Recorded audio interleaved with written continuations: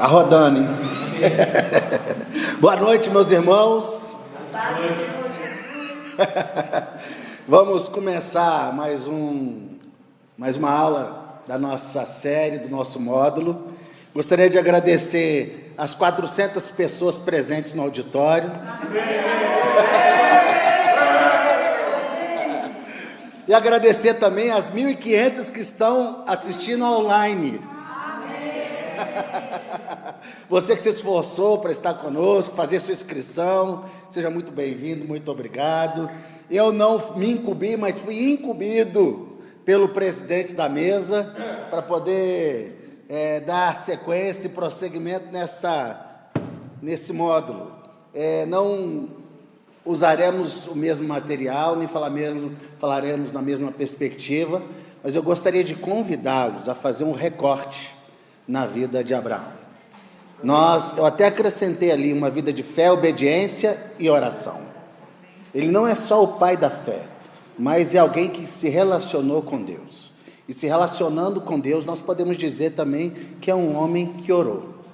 E eu gostaria de fazer um recorte na vida dele, em algumas poucas situações, nesse tempo que nós temos hoje, para que possamos ver de que forma o que nós podemos aprender com Abraão, dentro daquilo que nós observamos na palavra. Abre a sua Bíblia, você que trouxe, ou no seu aplicativo, ou no nosso aplicativo, também tem uma Bíblia online. Gênesis capítulo 12. Nós já passamos por Gênesis 12. A pastora Neila tem nos instruído e tem trazido boas reflexões em cima da vida de Abraão. E eu vou voltar no capítulo 12 para conversar alguma coisa. Volta um pouquinho e fica naquela ainda. Só um minuto. Aí, garoto. Assim que eu terminar de ler, aí você joga o 12 lá. Capítulo 12, verso 1, ok? Ora, o Senhor disse a Abraão: sai da tua terra, da tua parentela e da casa de teu pai, para a terra que te mostrarei. Farei de ti uma grande nação e te abençoarei e te engrandecerei o nome, e tu serás uma bênção. Abençoarei os que te abençoarem, e amaldiçoarei os que te amaldiçoarem, e em ti serão benditas todas as famílias da terra. Partiu, pois, Abraão, como o Senhor lhe tinha dito, e foi Ló com ele. Tinha Abraão 75 anos, quando saiu de Harã. Abraão levou consigo a Sarai, sua mulher, e a Ló, filho de seu irmão, e todos os bens que havia adquirido, e as almas que lhe acrescentaram em Harã.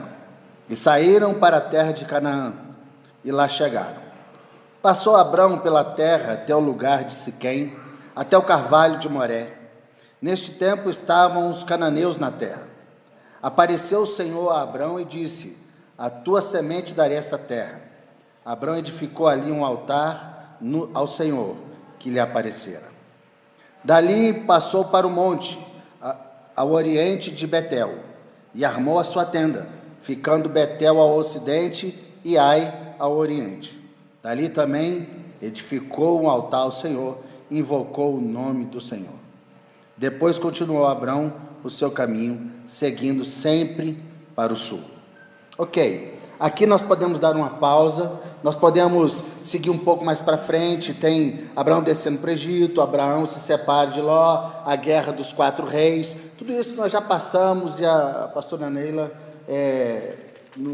falou um pouco sobre Melquisedeque. Eu queria voltar agora, vai comigo no capítulo 15. Benção. Capítulo 15, abre aí comigo. Deus firma uma aliança com Abraão. E eu queria ler alguns trechos para observá-los depois. Depois destas coisas, veio a palavra do Senhor a Abraão, numa visão, dizendo: não temas, Abraão, eu sou o teu escudo, o teu galardão será muito grande. Então disse Abraão ao Senhor, ó Senhor Deus, o que me darás se continuo sem filhos, e o herdeiro da minha casa é o Damasceno Eliezer? Disse mais Abraão: a mim não me tens dado filhos, de modo que o nascido da minha casa será o meu herdeiro. Ao que veio a palavra do Senhor: este homem não será o teu herdeiro, mas aquele de que em tuas entranhas sairá o teu herdeiro.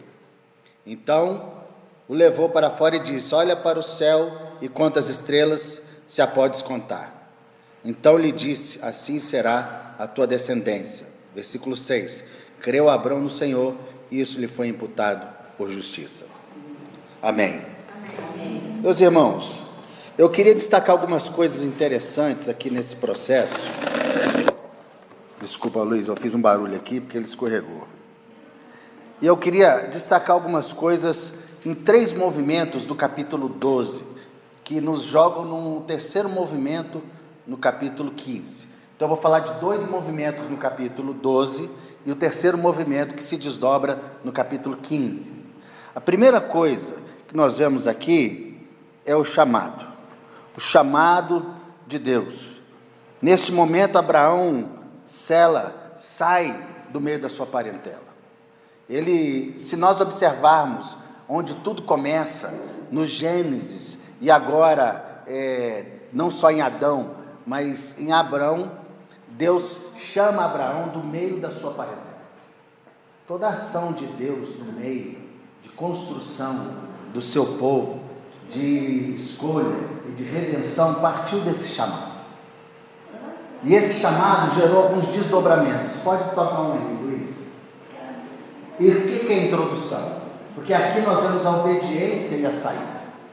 Com o chamado, ele ouve a voz de Deus, e ouvindo a voz de um Deus que até então era desconhecido para ele, e ele segue na sua jornada e coloca a sua fé e a sua esperança na voz desse Deus. Mais um toquezinho.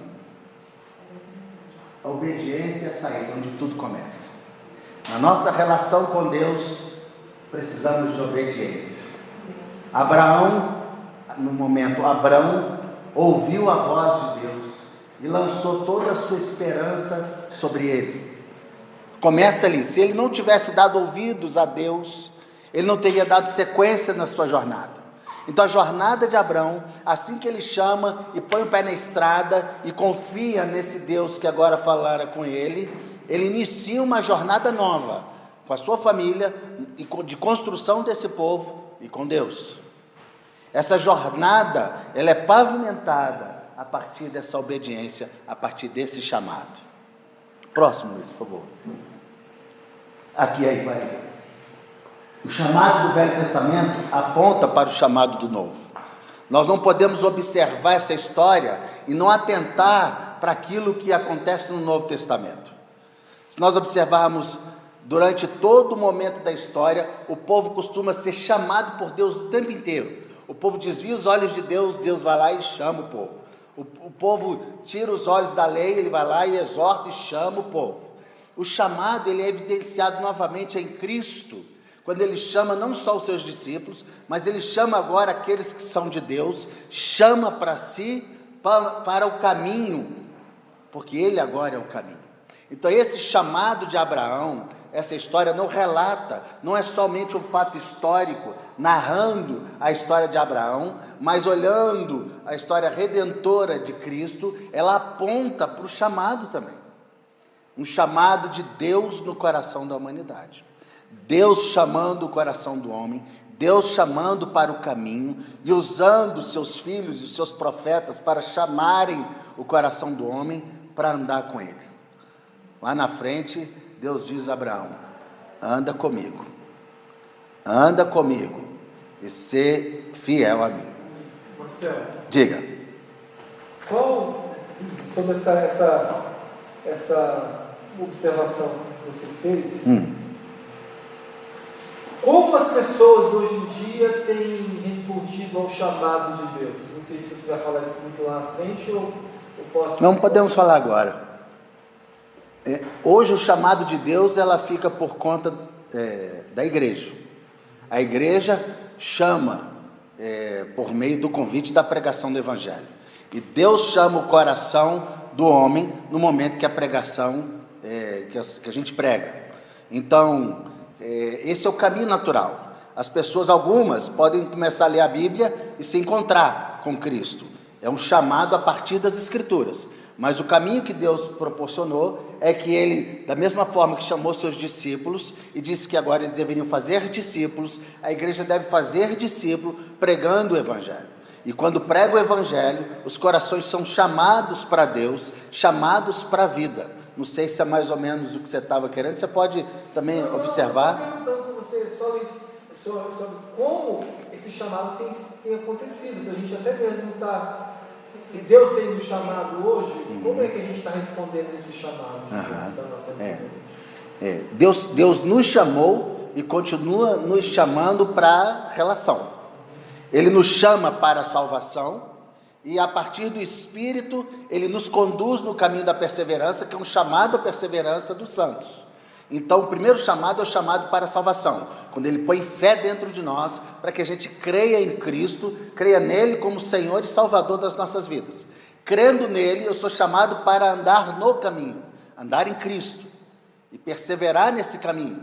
Sou chamado por Deus para perseverar, e existe uma obra nele, uma obra dele em nós nessa jornada. Da mesma forma que ele trabalhou na vida de Abraão, e porque não foi Abraão que foi até Deus.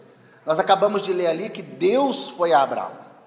E se nós voltarmos um pouco à história, no Gênesis, no capítulo 1, 2 e 3, veremos que Deus chamou o homem à vida, Deus criou o homem do nada, e depois de tê-lo criado, soprou vida dentro dele, e ele passou a se relacionar com Deus. Esse era o projeto de Deus, que o homem se relacionasse com ele de forma plena.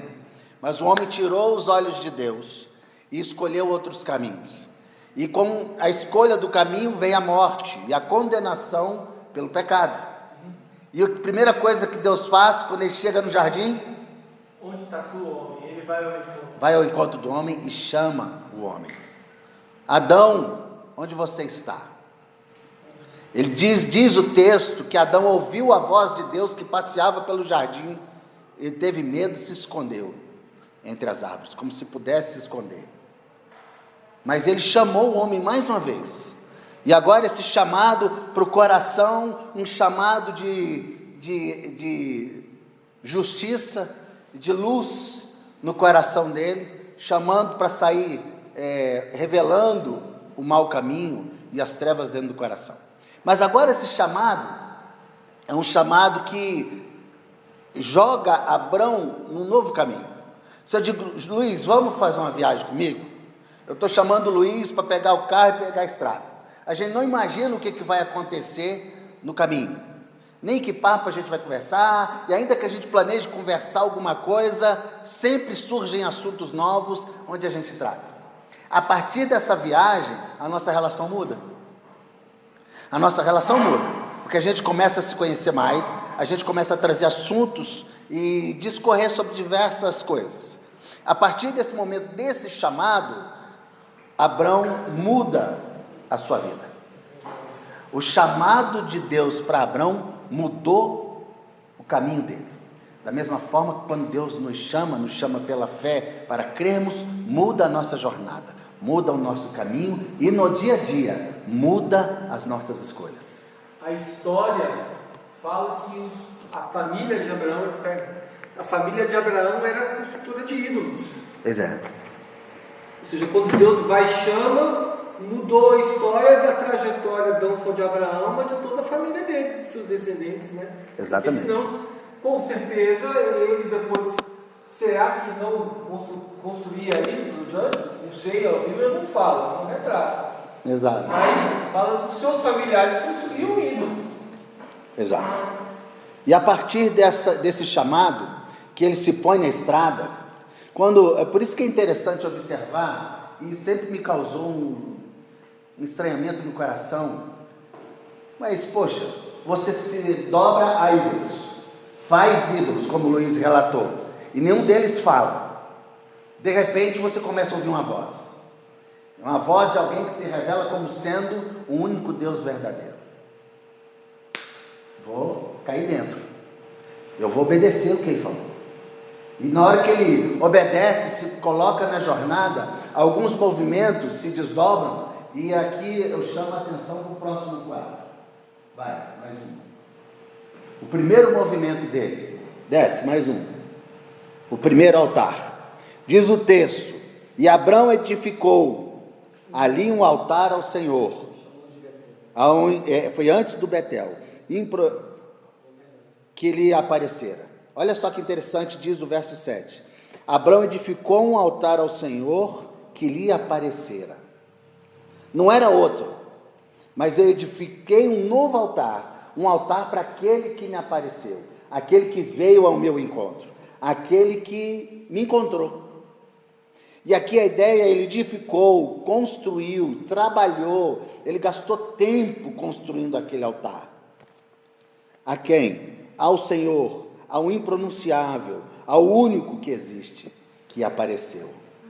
Imagina, a gente fala, edificou um altar ao Senhor, parece um negócio meio solto, a gente já tem costume de ouvir falar de Deus, de Senhor, mas para ele era o Yahvé, era o Deus impronunciável, esse Deus, o Criador, que se apresentou para mim. Então eu vou edificar um altar agora, que é o primeiro movimento que se desdobra por conta da obediência do chamado. Olha só, primeiro ele obedeceu a voz que o chamou e o colocou num caminho novo, num caminho diferente, e nesse caminho agora ele estabelece ali, cria e edifica um altar ao Senhor. Se nós trouxermos para a nossa jornada, na medida que ouvimos a voz de Deus, que cremos que Ele nos colocou num novo caminho, e agora um caminho que é Cristo, para caminhar, enquanto estamos sensíveis à voz do Espírito, nós precisamos também tomar algumas atitudes. Nós não vamos mais construir altares, mas isso nos revela muitas coisas. Nós precisamos ficar atentos a esse detalhe. Neste momento, Abraão sela um compromisso de fidelidade. Ele constrói um altar especificamente para o Deus que lhe apareceu. Não mais, porque se ele era um construtor de ídolos, porque dali para frente não aparece nenhum outro ídolo na mão dele? Por que dali para frente ele não coloca um altar para Deus e um altar para os outros da família? Não, é porque papai, mamãe, maninha, painho, né, a gente sempre primou por esse aqui, agora eu vou abrir mão dele, dá até dó, dá até uma taquicardia abrir mão desse Deus. Mas não, ele abriu mão de tudo, porque agora ele ouviu a voz, começou uma jornada e falou assim: eu vou seguir a voz desse que me chamou, porque esse é verdadeiro. E se temos a mesma perspectiva, se ele realmente é verdadeiro e eu estou no caminho, então eu devo a ele fidelidade e compromisso. Então ele estava aqui marcando essa fidelidade. E existe uma ligação muito interessante entre o altar e a oração. Existe, se nós observarmos e fizermos uma reflexão a respeito do altar, o Senhor nos permite ver nas Escrituras muitos movimentos do povo e de pessoas em relação ao altar, situações e ações do povo em relação a Deus que aconteceram no altar. Então o altar nos revela alguns segredos. Eu acho que pode até mudar aí. Primeira coisa, vai lá. O altar é lugar de gratidão. Se nós observarmos na história, Gênesis 8, 20, fala de Noé, que em forma de gratidão fez um altar a Deus. E ali sacrificou e apontou seu coração para Deus, expressando gratidão. É um lugar de encontro. No altar, nos encontramos com Deus, nos encontramos nessa relação de submissão. É um lugar de... Não, aguenta aí, volta. Não é só um lugar de gratidão, é um lugar de encontro. Então, o que é a oração? Na oração nós expressamos gratidão. Na oração não é um lugar de encontro? De encontro com quem? No domingo nós conversamos a respeito disso. Eu falei, a oração é uma jornada a dois, num caminho com Deus, num caminhar com Deus. Por quê? Porque é um lugar de encontro. Eu estou aqui edificando um altar, porque eu tenho esperança de que esse Deus que falou comigo agora possa continuar fazendo a manutenção da minha vida, da minha fé, e eu posso me relacionar com Ele. Então é um lugar de encontro. Não é, agora outros lugares depois seriam estabelecidos por Deus, mas nesse momento é lugar de encontro. Próximo.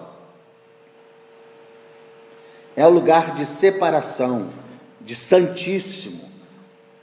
Em Êxodo 29, 37 e 40, 10, fala que tudo que tocasse no altar era para ser separado, santíssimo. Por que isso? Porque Deus agora estabelecia uma conexão com o homem através do altar. Aquilo que é para Deus é separado e nós somos separados para Deus. Nós, nesse altar, nos comunicamos com Deus. Agora, a oração para nós, é um símbolo de um altar. Até hoje, muitas religiões criam altares para os seus deuses. Por quê? Porque essa fixação no altar. Por que põe uma estátua, põe uma pedra, põe uma fonte, põe uma foto, põe cereal, põe um tanto de coisa? Porque diz que cria, de certa, na perspectiva deles, cria uma conexão e a liberação da luz de Deus. Olha só. E nós que estamos em Cristo, não reconhecemos a importância do estar em Deus, estar com Deus. Deus é santo, e estar nesse momento de edificação de um altar, era estar se separando para Deus. Próximo. É lugar de entrega. Depois, isso aí se configura no nascimento de Isaac. Quando ele é provado, não no nascimento, mas alguns anos depois, quando ele é provado na sua relação com Deus. E nós somos provados, meus irmãos, porque ali é lugar de entrega não só da oferta, mas entrega daquilo que é de Deus. Às vezes ali na oração entregamos o nosso coração, entregamos nossa família, entregamos nossas preocupações, nossas ansiedades. Eu vejo uma relação muito íntima do altar com a oração, porque cada passo desse aí revela uma faceta daquilo que acontece nos momentos de oração.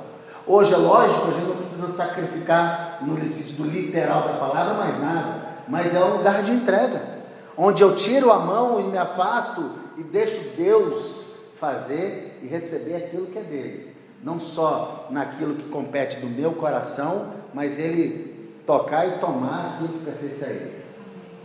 É um lugar de sacrifício. Sacrifício, dali para frente as coisas começam a se desenhar. Se nós observarmos no início de Gênesis, ali Caim e Abel, não diz que era um altar, mas diz que a oferta que foi oferecida, uma foi aceita, outra foi rejeitada.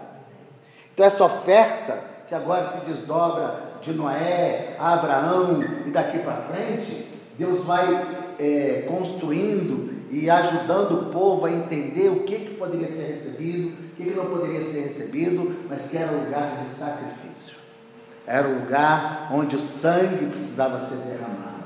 Era um lugar onde de justiça e de justificação. E quando a gente começa a olhar para essa questão do sacrifício, Levítico 4, 24 fala sobre isso. É de julgamento, justiça e também de aliança. Sacrifício é sinônimo de aliança, de justiça e justificação. Porque alguém está morrendo naquele lugar por conta de alguém que deveria morrer. Essa era a ideia. Vamos sacrificar porque o homem merece a morte. E agora Deus ensina o povo de que ele é santo, de que o povo não pode se relacionar com Deus, a não ser que o inocente morra pelos pecados. Isso aponta para onde? Para o Novo Testamento. Então isso tudo está dentro desse coração. Imagina se nós temos essa ideia no momento que nós estamos construindo o altar. Nós estamos edificando um altar ao Senhor. Como é que nós olharíamos para Ele?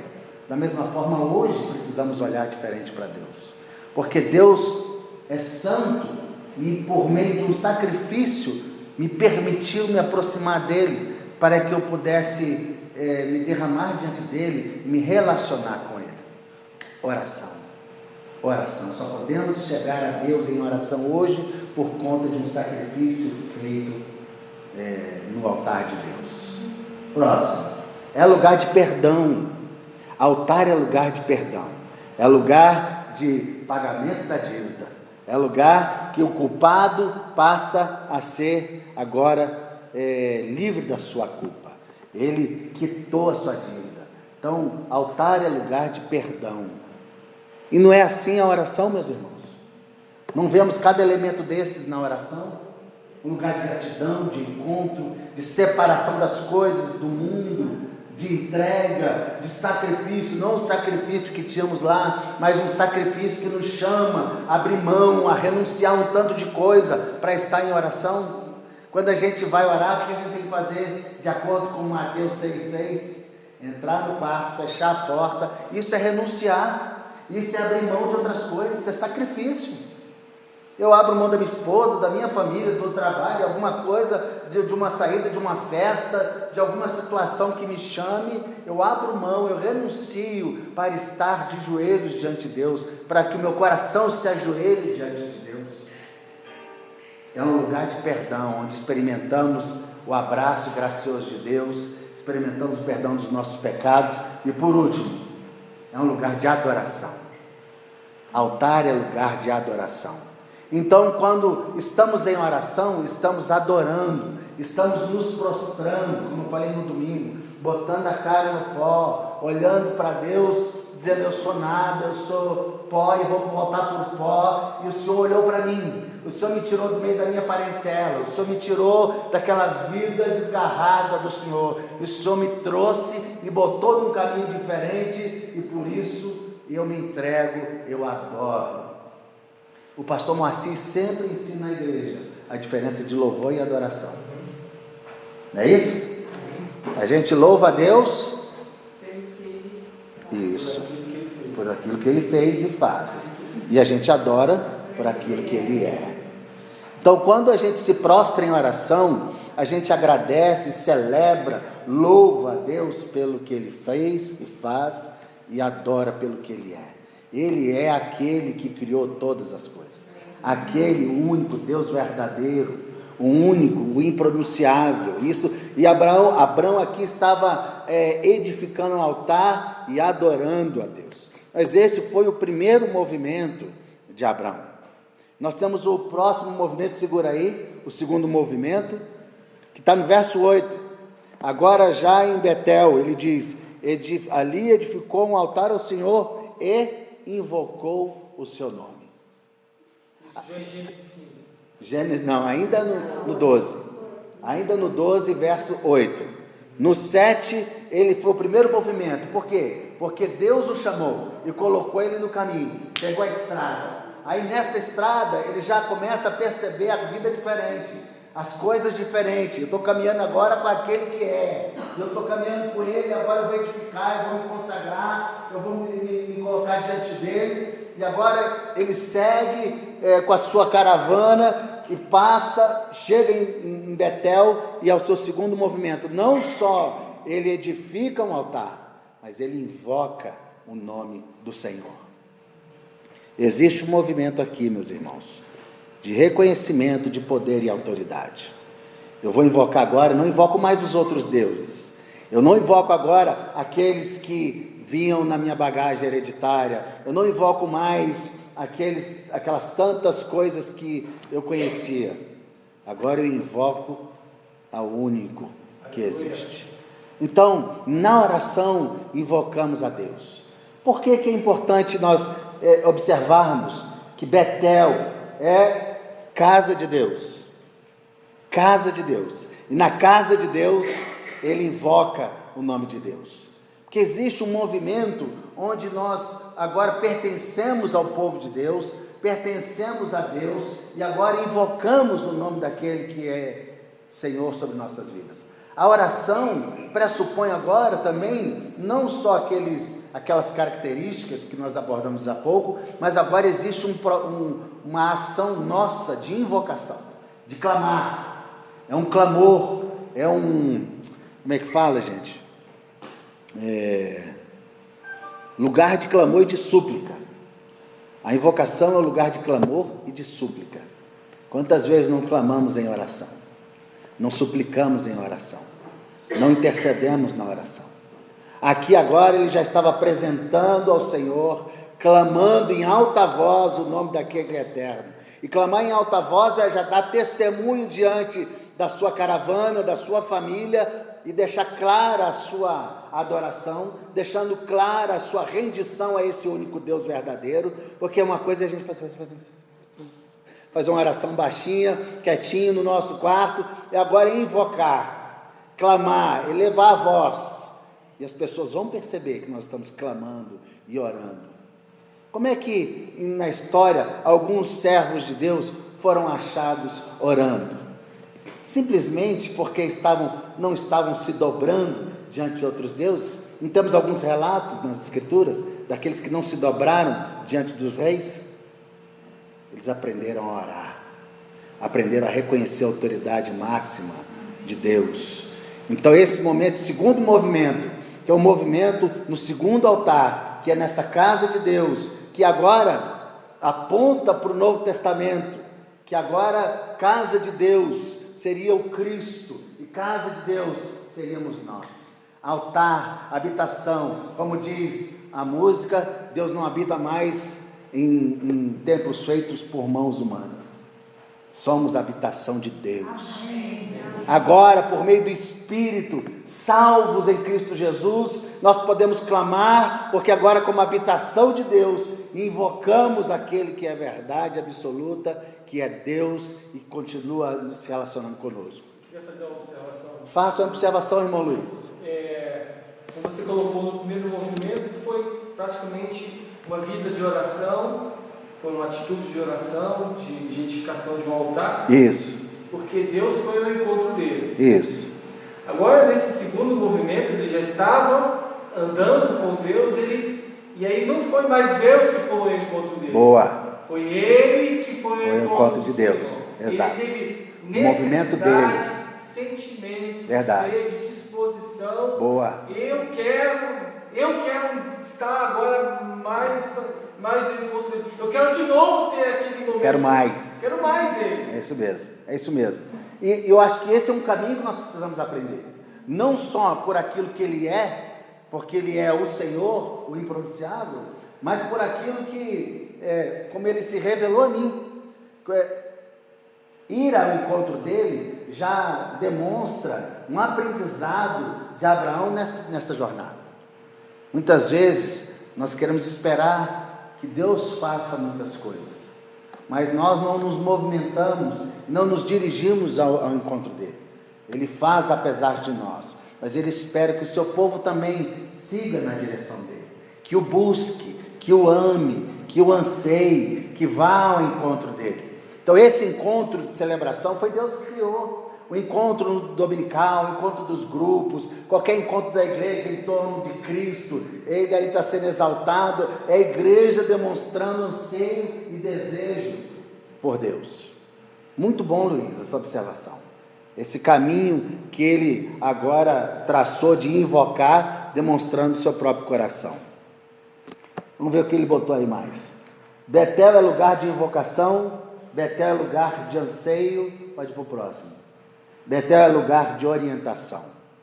Nós precisamos ansiar por Deus, precisamos da orientação de Deus. Ele agora estava na jornada.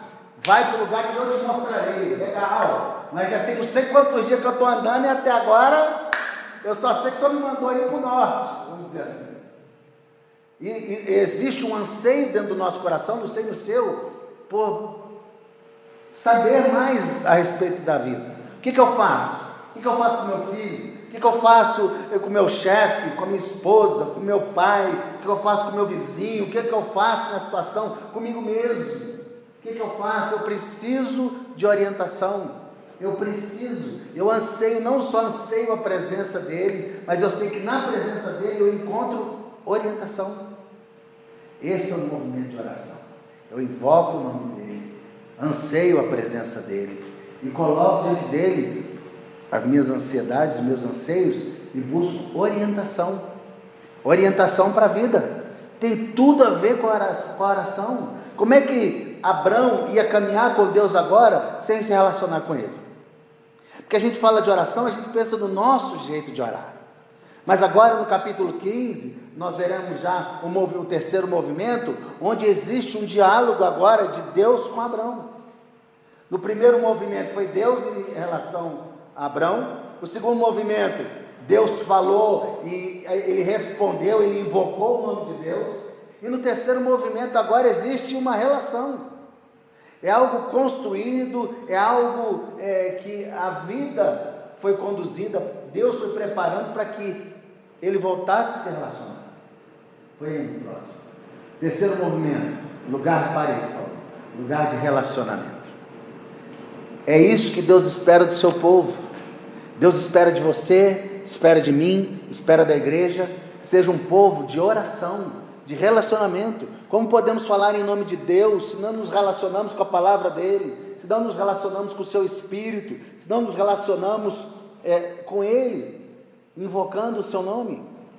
Por isso que a gente está aqui martelando nos domingos sobre a oração, porque a igreja não pode viver nesse mundo. Imagine você nessa jornada, porque, volto a dizer, o Velho Testamento são sombra das coisas que viriam, ele aponta lá para frente. Então Deus cria um povo, e o povo agora está numa jornada, assim como nós, na fé em Cristo, estamos numa jornada. Como é que nós podemos viver nessa jornada sem se relacionar com Deus?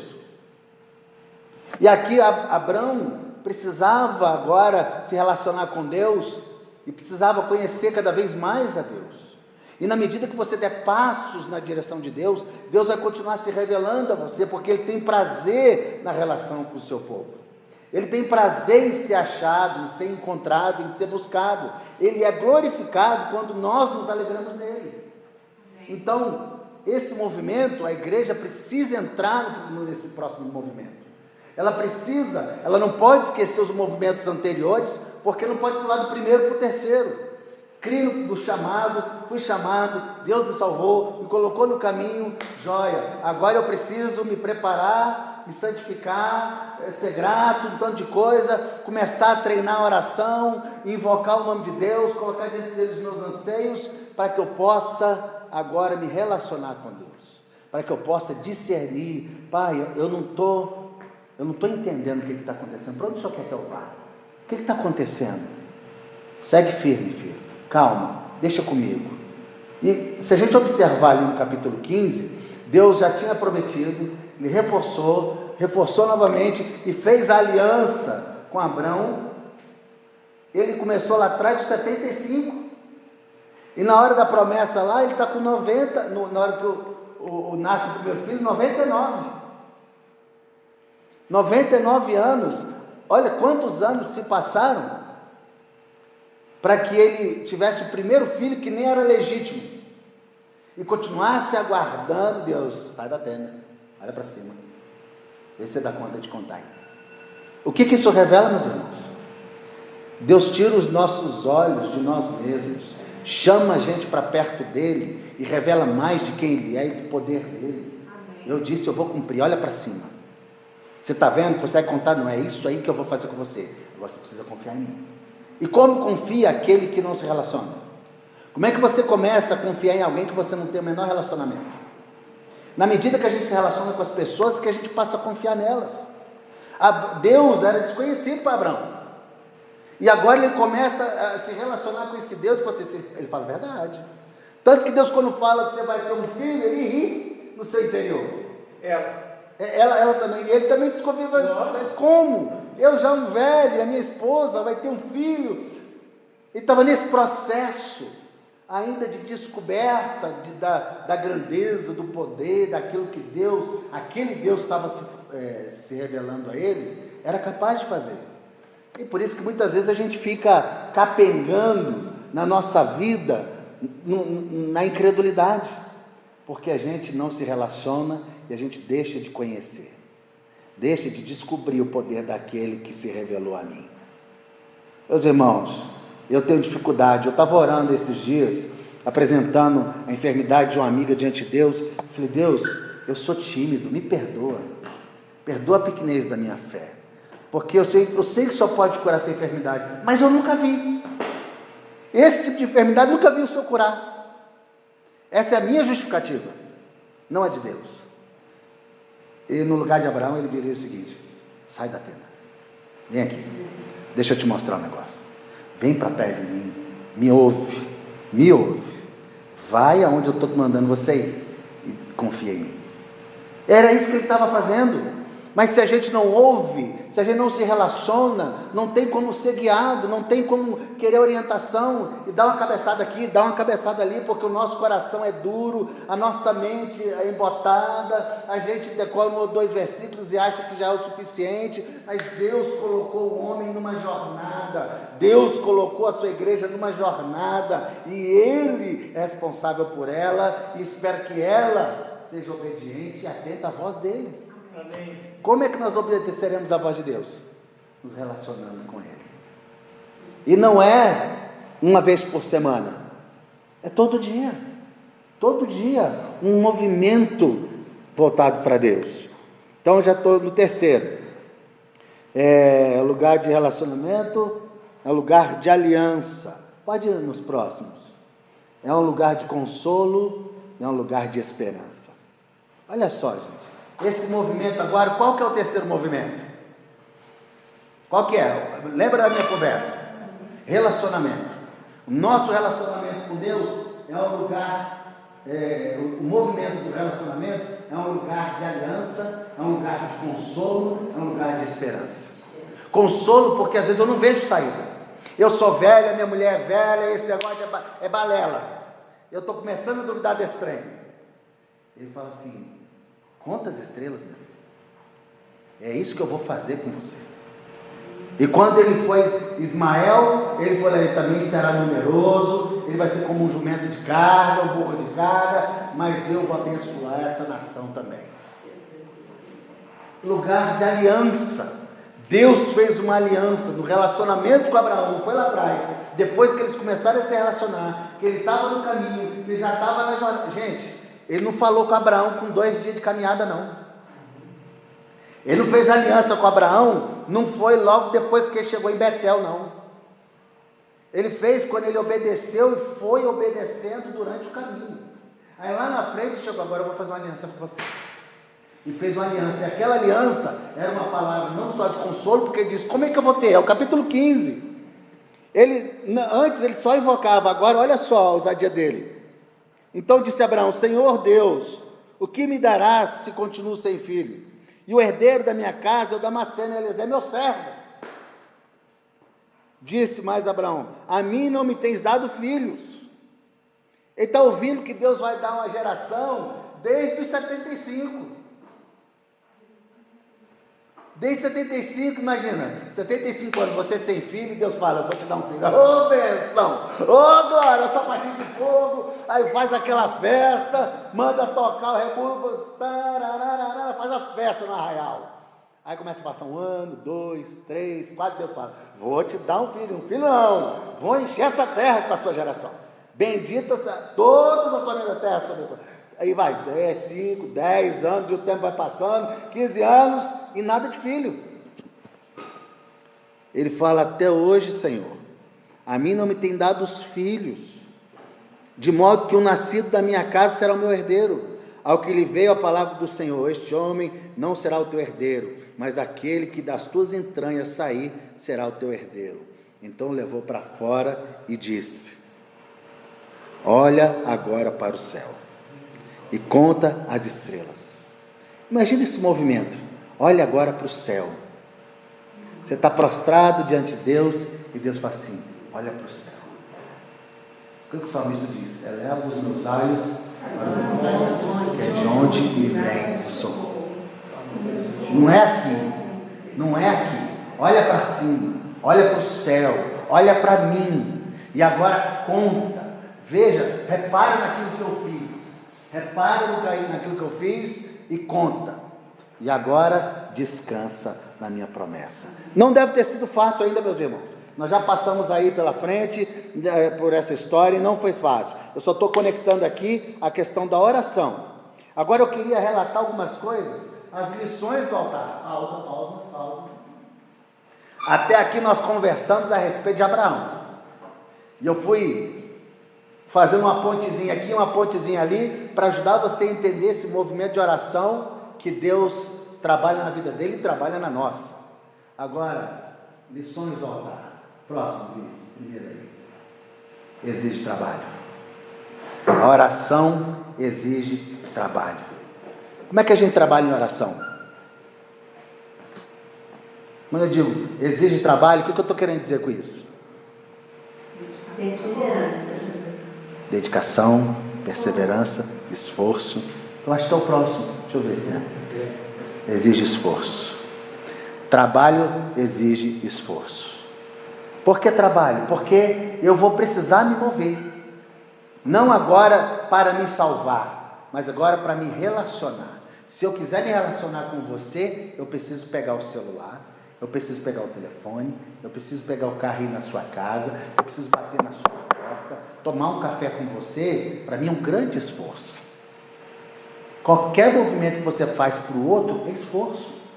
Então, estar de joelho diante de Deus é parar de fazer outras coisas para estar com Ele.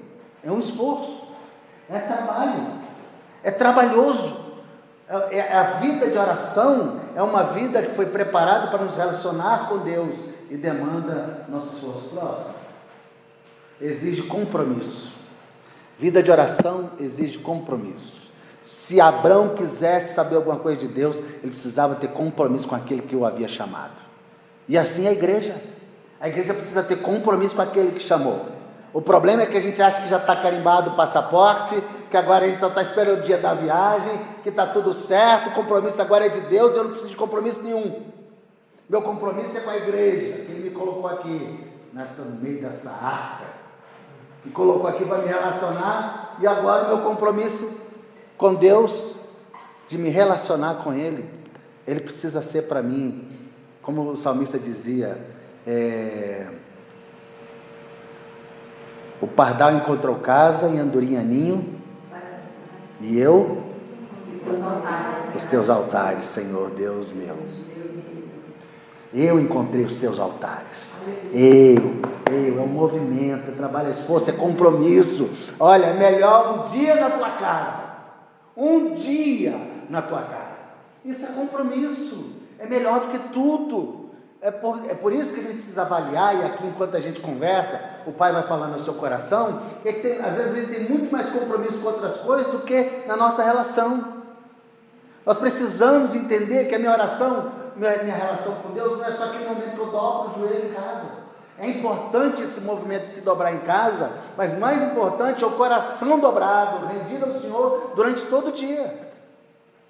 Compromisso na hora que eu preciso da verdade. Compromisso na hora que eu preciso ser justo. Compromisso na hora que eu preciso fazer o que é certo. Compromisso na hora que eu preciso abraçar quem eu não quero abraçar. E perdoar quando eu não quero perdoar. Amar quem eu não quero amar. É esse compromisso com Deus que me abraça, que me faz ser fiel a Ele. É um compromisso de relacionamento. Por que me faz ir ao teu Luiz e pedir perdão achando que eu estou certo? Mas que saco, eu não queria ir até o Luiz, porque foi ele que errou, mas ele não está bem comigo, eu preciso consertar com ele, e aí eu me movo na direção do Luiz, por conta do meu compromisso com Deus, em oração, que você sendo trabalhado, o Pai fala, vai filho, vai ser melhor para todo mundo, custa mesmo, é trabalhoso, mas custou para mim, custou para o meu filho, faz, você não vai pagar um preço maior do que eu paguei. Compromisso. Próximo. Visa somente a glória de Deus. A oração não visa a glória de ninguém mais. Por isso que ela é travada a batalha no quarto, muitas vezes, porque é só para a glória de Deus. Se a gente ora por alguém, é para que Deus seja glorificado. Se eu dou alguma coisa em nome de Deus, é para que Deus seja glorificado. E muitas vezes é um lugar solitário. A Bíblia diz que Abraão não disse mais o nome de ninguém. Ele construiu um altar e ele invocou o nome do Senhor. Muitas vezes é um lugar de solidão, solitude, onde a gente fica ali a sós com Deus. E é necessário que fiquemos a sós com Deus. Porque muitas vezes nós teremos tantas coisas ao nosso redor e às vezes Ele quer lidar conosco. Diga aí. Não, eu estava viajando aqui. Viaja, meu irmão. nessa palavra que você trouxe dentro da lição do altar, a primeira, que existe trabalho. Aí eu me lembrei de um conceito da física. Trabalho na física é força vezes a distância. Ou seja, trabalho significa você aplicar uma força e essa força percorrendo uma trajetória. E o interessante é que a fórmula ainda vem que você pode fazer um trabalho tanto para ajudar a construir alguma coisa, como você pode fazer um trabalho para destruir. Ou seja, um cara que derruba uma parede, ele está também trabalhando da mesma forma que alguém está construindo. Então, além de você trabalhar, ou seja, de se aplicar uma força por uma distância, você precisa ter uma direção certa. Ou seja, o trabalho, você precisa percorrer essa distância indo na direção do Senhor. Amém. E aí eu só essa reflexão em termos de um conceito físico, né? Mas que às vezes a gente fica assim, quando fala trabalho, poxa, mas o que é trabalho? Eu vou trabalhar, eu vou fazer alguma coisa, será que eu vou receber alguma coisa em troca, o dinheiro, o meu salário? Não é essa a ideia. A ideia é de você aplicar uma força, às vezes você contra a sua própria vontade, às vezes você contra o seu próprio desejo, às vezes você contra as circunstâncias, mas você tem que ser persistente, percorrer toda aquela distância, mas na direção do Senhor. Amém. Amém. É isso mesmo. Já ter levado o microfone até aí para ficar mais claro. Não, pega. Pega? Não volta um pouquinho. Essa questão do trabalho, quem é que mais trabalha, meus irmãos? Deus. Depois me expõe. Quantas vezes Deus falou assim: sou eu que vou batalhar, sou eu que vou guerrear, sou eu que vou na frente. Antigamente nós cantávamos, na época eu era da Liga Juvenil, o Luiz já era da Mocidade, cantava um corinho: é meu, somente meu, todo o trabalho, e o teu trabalho é descansar em mim. Esse é o nosso trabalho, porque se a gente não descansa nele, não se prostra diante dele, a gente não ouve a direção dele, não ouve a sua doce voz dizendo: acalma o seu coração, descansa em mim, porque sou eu que vou trabalhar, e é ele quem trabalha. Então a gente segue nesse trabalho. Agora, meus irmãos, pode? Conexão com o Novo Testamento. A gente já fez muita conexão aqui com o Novo Testamento, mas agora eu queria, o altar simboliza a cruz. Se nós apontarmos para o Novo Testamento, essa é uma simbologia que aponta para o Novo Testamento, aponta para a cruz, desce aí, porque ela aponta para o perdão. Na cruz de Cristo, segura aí, na cruz de Cristo, alguém foi sacrificado, foi ou não foi? Foi. Ali naquela cruz, o Cordeiro Santo de Deus, o Cordeiro Imaculado foi entregue. Ele voluntariamente se entregou na cruz. Então o altar simboliza a cruz, simboliza perdão, simboliza justiça e justificação. Justiça de Deus, porque a santidade dele que foi afrontada, ele precisava ter a sua justiça satisfeita. E nós que precisamos ser justificados, porque o pecado era nosso. Então, no altar, que é a cruz, Deus imolou, Deus derramou toda a sua ira sobre Jesus, derramando a sua ira sobre ele, no Cordeiro Imaculado, o sangue derramado, ele é aquele sangue que nos perdoa, que nos traz justiça e que nos justifica em Deus. Tem mais alguma coisa? Nova vida. A partir do altar, Abraão foi uma nova pessoa. A partir da oração, nós somos uma nova pessoa. Mas somos uma nova pessoa por conta disso, daquele que se entregou na cruz. Eu só posso ser uma nova criatura em Cristo, porque eu creio no sacrifício de Cristo na cruz. Por isso o altar é importante. Ali naquele momento que Abraão colocou o seu filho na pedra, naquele altar que ele ofereceria a Deus, apontava diretamente para o sacrifício de Cristo na cruz, o Cordeiro Santo sendo morto para perdão dos nossos pecados. Então olhar para Abraão e ver a sua jornada, nos joga num caminho de oração, nos joga num caminho de serviço, de rendição, de adoração, de tudo isso que nós falamos, mas principalmente deve nos jogar em Cristo Jesus. Deve trabalhar com o nosso coração essa ideia de gratidão. Obrigado, porque eu não merecia. Eu merecia a morte e o Senhor me deu perdão. Eu merecia ser condenado e o Senhor me livrou da condenação eterna. O Senhor me deu nova vida em Cristo Jesus. E por isso nós somos chamados à relação. E em Cristo agora eu tenho livre acesso a Deus. Eu tenho acesso, eu posso passar o dia ajoelhado conversando com Deus. Eu posso passar o dia conversando, apesar dos afazeres, intercedendo pelos irmãos da igreja, intercedendo pela família, intercedendo pelo país, intercedendo pelas finanças, intercedendo por tudo, porque agora nós fomos postos por Deus, como diz o pastor Clenildo, e lá em Efésios, em Cristo Jesus, postos nas regiões celestiais. Então, esse movimento de oração é extremamente importante para nós. Não podemos olhar para Abraão, não ver a oração e não sermos abençoados nesse caminho de oração.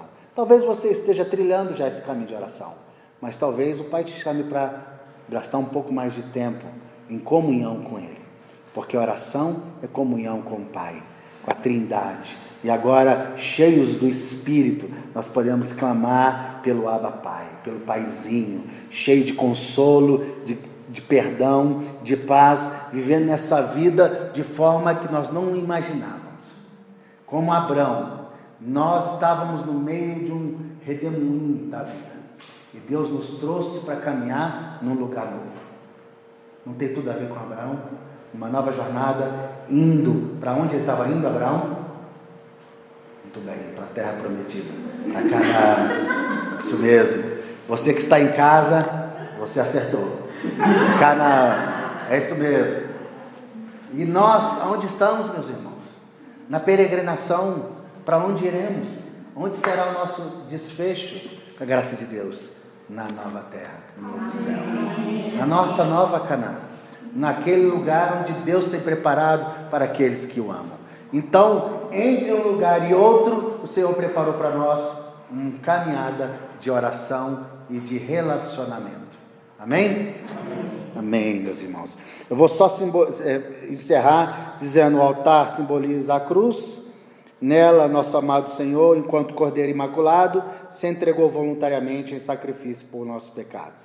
Da mesma forma que no altar Abraão se rende e firma a sua relação com Deus e recebe uma nova identidade, assim também nós, na cruz, nos rendemos, recebemos perdão, justificação e uma nova identidade. Amém, que Deus abençoe. Você que está em casa, volte na próxima semana, faça a sua inscrição no link, que Deus te abençoe.